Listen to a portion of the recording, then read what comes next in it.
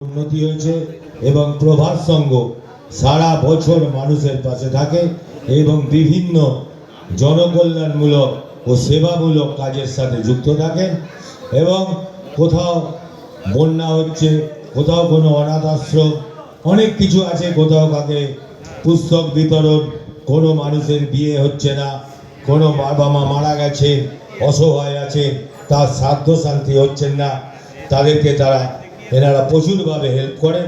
সেই জন্যে আমি প্রভাত সংঘের সমস্ত মানুষকে এবং সমস্ত গুরুজন ও আমার সমবয়সী, আমার থেকে যারা বয়সে ছোট, প্রত্যেককেই আমার প্রণাম, শ্রদ্ধা ও ভালোবাসা। এখানে যেসব বোনেরা রয়েছেন তাদেরকেও আমার অন্তঃস্থল থেকে অনেক অনেক শুভেচ্ছা জানাই। তার কারণ প্রভাত সংঘ এমন একটি প্রতিষ্ঠান, হয়তো ক্লাব প্রাঙ্গণটা খুব ছোট, মানুষে দেখলে বুঝতে পারে না, অনেক ক্লাব আছে দেখবেন, অনেক বড় বড় বিল্ডিং, কিন্তু তারা সমাজে কতটা কাজ করে আমি ব্যক্তিগতভাবে সারাদিনই রাস্তায় ঘুরি এবং ওয়ার্ডের আমার গলি গলি আমার প্রতিদিন আমার এটা হচ্ছে নিত্য কাজ।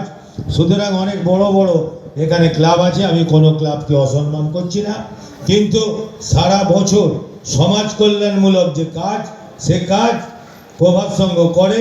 সুতরাং সেই জন্যে আমি প্রভাত সংঘের সমস্ত যারা সভ্য আছেন প্রত্যেককেই আমার অন্তঃস্থল থেকে অনেক প্রণাম ও সাধুবাদ জানাই। আগামী দিন প্রভাত সংঘ আরও মানুষের পাশে থাকুক, মানুষের পাশে থেকে এইভাবেই কাজ করুক। পাশেই এখানে বজরংবলীজির এখানে একটি মূর্তি আছে, ওখানে নিত্য পুজো হয় এবং সামনেই মা দশমা বিদ্যা আছেন।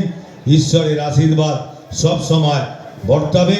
তার কারণ একটা জিনিস, এটা প্রত্যেকেই আমাদের জানা, যেটা স্বামীজির কথা, জীবে প্রেম করে যেই জন সেই জন সেবিছে ঈশ্বর। মানুষের সেবা করলেই ঈশ্বরের দর্শন পাওয়া যায়।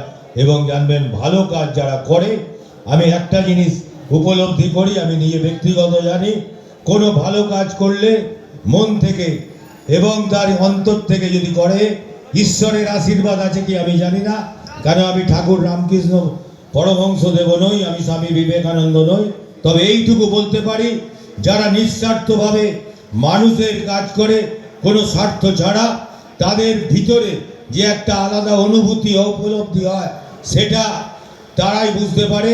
সুতরাং আমি প্রভাত সংঘে সেই সব যুবক এবং যারা নবীন ও প্রবীণ প্রত্যেককেই আমি সাধুবাদ জানিয়ে এবং 29তম রক্তদান উৎসবে সাফল্য কামনা করি এবং যারা রক্তদাতা প্রত্যেককেই আমার অন্তঃস্থল থেকে অনেক অনেক প্রণাম ও সাধুবাদ জানিয়ে আমি আমার বক্তব্য শেষ করলাম। নমস্কার।